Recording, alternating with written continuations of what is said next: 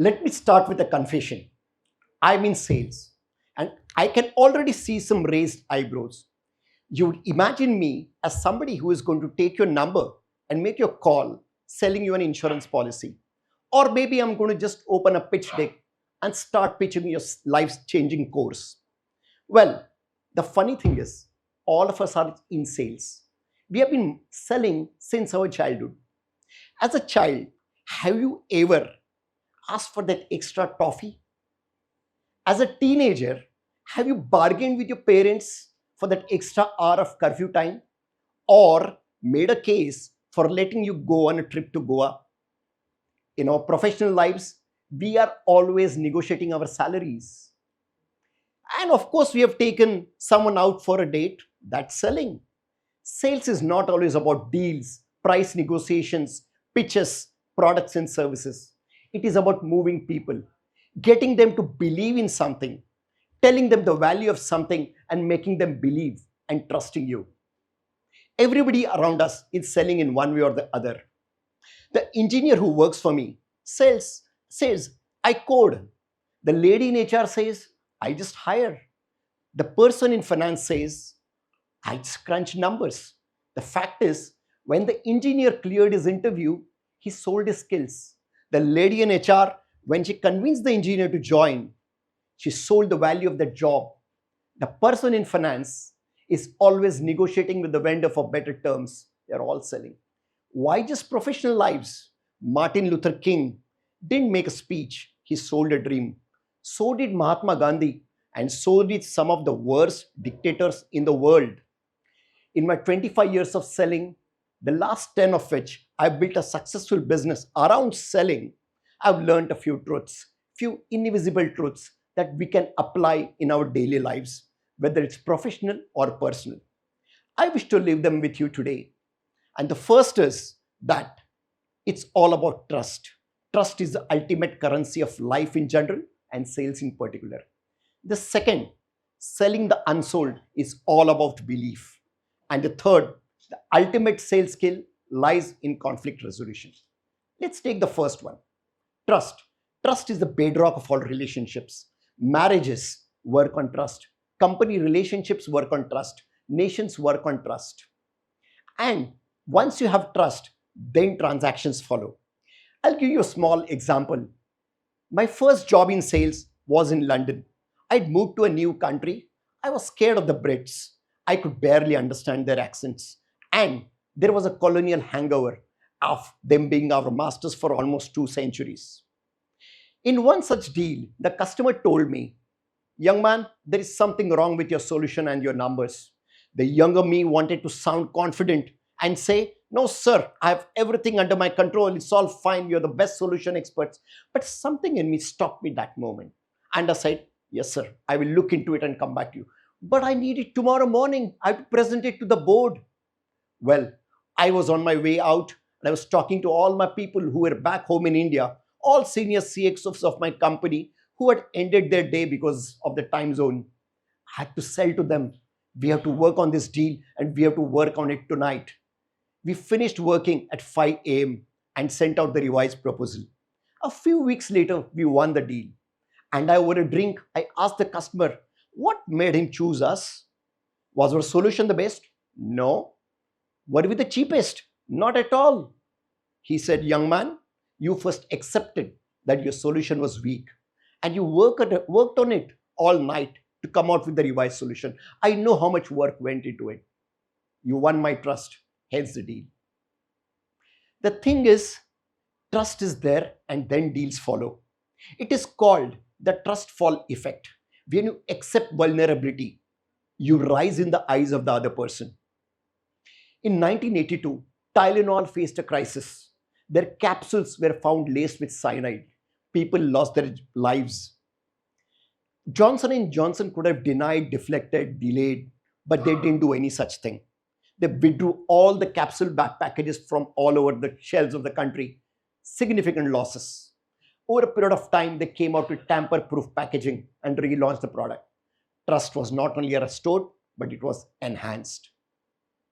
The thing about trust is fragile. It takes years to build, seconds to destroy, and sometimes forever to rebuild. The second learning of my sales career that I wish to live with you is about selling the unsold. Have you ever believed in something that nobody else is willing to believe? It's exhausting, it's frustrating, and it's lonely. But the world is made up of things which are unsold at some point in time. Whether it's a bulb here or the air condition, it was an unsold concept at some point in time. The voyagers who went on high seas in wooden ships with just a magnetic compass and some paper charts believed that they could fight continents and civilizations. They had to sell the idea to the monarchs for their funding. They had to sell the idea to the sailors to join them in this risky journey. They had to sell the ideas to their families that they'll be back. But whom did they sell to? To themselves. They sold the unsold to themselves, and that was the belief. And what did they sell? Did they sell that they will find land? No. They sold the belief that they will find civilizations with whom they could trade. They could exchange their science and thoughts and beliefs and maybe rule them one day. That is all about belief, and that is all about selling the unsold. There was a young guy called Mark who believed that people will socialize over a website. Facebook is something that we have all on our mobiles today. There was a man who believed that people could run their life from a mobile phone. Steve Jobs is a household name today. There was a man who believed that people will buy at scale over a website. We all shop on the platform. It's one of the largest platforms in the world. His name was Jeff. And how can you forget the two researchers who built a search engine, the name of which is a household name today, and kids learn that name even before they learn the name of some of the subjects they are supposed to study. My favorite quote on this is by none other than Steve Jobs. Those who are crazy enough to believe that they can change the world are the ones who do it. With this, I'll share with you the third learning of my sales career. And that is the ultimate sales skill lies in conflict resolution. There are conflicts all around us. Your spouse with your parent, two siblings, two nations, two companies. There are conflicts all over the place. And when there are conflicts, somebody needs to step in to cool heads down, understand each other, and resolve with a solution that's acceptable to both. If the solution is not acceptable to one party or feels that they have been not got a better deal, it's not a conflict resolution. It's just a temporary pause. I remember a time when I had closed a deal which was in multi-million dollars over a 3-year time frame, and within 3 months things started to fall apart. The customer said, your people do not understand what I'm trying to achieve. My team said the customer keeps changing his goalpost. I had to take a flight and meet each of them separately, understand their perspective. I couldn't tell them the other party is right, but understand them, understand their concerns, and then come out with a solution. When you're selling one-to-one, you and the customer are on the same side of the table, trying to achieve a common objective. But when you're trying to resolve a conflict, there are two people or two parties or two nations on either front of each other. Both believe that they are right and the other is wrong. And you as a person need to sell that to both of them. It's all about conflict resolution. It's the ultimate sales skill. Ronald Reagan said, peace is not the absence of conflict. It is the ability to handle conflict in the peaceful way. With these three learnings, sometimes I wonder, why are salespeople hated so much? Are they? The other day, one of my team members called a CIO of a large financial services company. How did you call me? Where did you get my number? Just keep the phone down. I don't want to be sold anything. She was sad. She went out, had a coffee. I sat with her. Once she was okay, I started talking to her and she was fine. Just then her phone rang and I heard her say, I'm busy. I can't talk now. No, I don't need it. Please. Thank you. I asked what happened. She said there was a sales call. It was from the same company where she had made a call a few minutes back. Now just imagine if the CIO of that company would tell his telemarketers, stop calling, what would happen? The CIO won't have his job. He won't have a salary. Everybody needs to sell, but people don't like to be sold. When you visit a departmental store and people come to you with offer on a perfume, offer on a watch, you want to just say, no, please, I'm okay. But just imagine if people put up a board, I'm here to help with an offer if you want.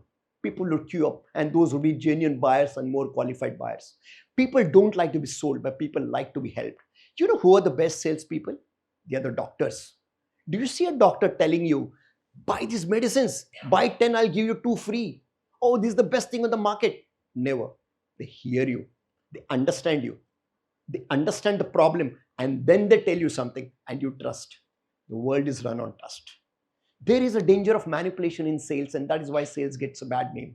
People bulge size of deals just to meet their numbers. People sell solutions which do not fit the problem. Have you heard the term snake oil salespeople? In the wild, wild west of the 19th century, there was a belief that snake oil could cure all diseases. And there were these salespeople who used to go to villages and sell mineral oil as snake oil and make money.